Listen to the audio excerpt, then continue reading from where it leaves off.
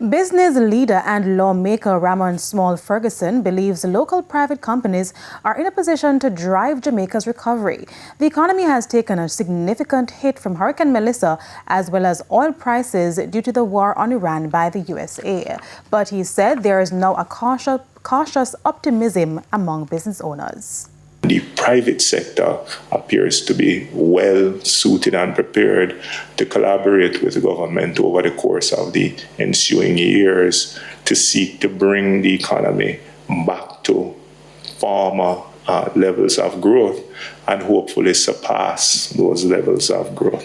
So, the recovery will need to be central to future quarters of growth here in Jamaica.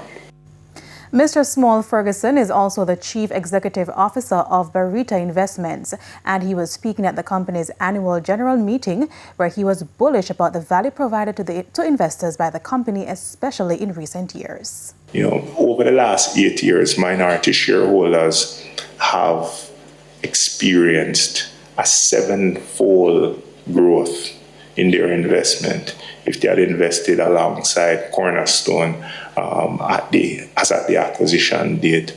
And we intend to continue along that pathway of value creation for all the shareholders of Barita.